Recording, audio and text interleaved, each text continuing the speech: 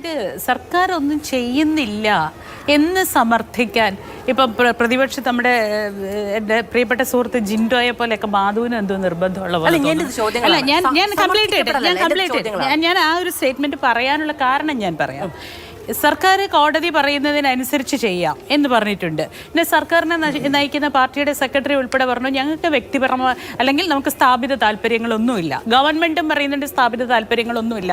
ഇവിടെ സംഭവിച്ചിരിക്കുന്ന അരുതായ്മകൾ ഇനിയും സംഭവിക്കാതിരിക്കാൻ എന്ത് നടപടി എന്നുള്ളിടത്തു നിന്നാണ് ഇനി അന്വേഷണം തുടങ്ങുന്നതും ഇത് മുന്നോട്ട് ചെയ്യുന്നത്. ഹൈക്കോടതി വളരെ കൃത്യമായിട്ട് മിനിഞ്ഞാന്ന് ആരെ കക്ഷി ചേർത്തു? വനിതാ കമ്മീഷനെ കക്ഷി ചേർത്തു. നമുക്ക് എല്ലാവർക്കും അറിയേണ്ട ഒരു കാര്യം, കേരളത്തിൽ ഇന്ന് വരെ വനിതാ കമ്മീഷൻ എന്ന് പറയുന്ന സർക്കാരിൻ്റെ ജുഡീഷ്യറി ബോഡിക്ക് എത്രമാത്രം അധികാരമുണ്ട് എന്ന് പറയുന്ന രീതിയിലേക്കുള്ളൊരു നടപടിയിലൊക്കെ വനിതാ കമ്മീഷൻ വരേണ്ടി വന്നിട്ടില്ല. പക്ഷേ ഈ ഒരു പ്രശ്നത്തിലേക്ക് വനിതാ കമ്മീഷൻ ഇടപെടുന്നതോടുകൂടി എത്ര എഫക്റ്റീവായിട്ട് നടക്കും എന്നുള്ളതിനകത്ത് എനിക്ക് യാതൊരു സംശയവുമില്ല. അത് ഞാൻ പറയുന്നത് വെറുതെ ഇങ്ങനെ എയറിൽ നിന്നുകൊണ്ട് പറയുന്നതല്ല.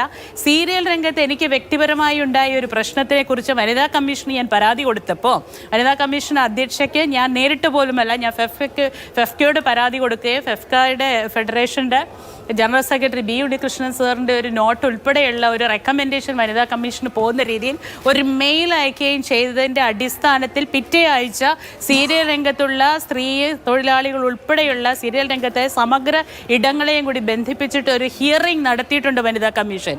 അതിൽ നിന്നുള്ള പഠനങ്ങളോട് കൂടി തന്നെ സാംസ്കാരിക വകുപ്പിൻ്റെ റെക്കമെൻഡേഷനോട് കൂടി മുഖ്യമന്ത്രിയുടെ ചേംബറിൽ വരെ ആ പ്രശ്നം ഇപ്പോൾ എത്തിയിട്ടുണ്ട്. അതുകൊണ്ട് ഏറ്റവും എഫക്റ്റീവായിട്ടും ഏറ്റവും സ്പീഡിൽ പ്രവർത്തിക്കുന്ന ഒരു ജുഡീഷ്യറി ബോഡിയാണ് ഇന്ന് കേരളത്തിലുള്ള വനിതാ കമ്മീഷൻ എന്നുള്ളത് കൊണ്ട് തന്നെ ഇതിൻ്റെ അകത്ത് വളരെ നന്നായി ആക്ട് ചെയ്യാൻ വനിതാ കമ്മീഷന് കഴിയും. അതിനുള്ള അധികാരമുണ്ട്.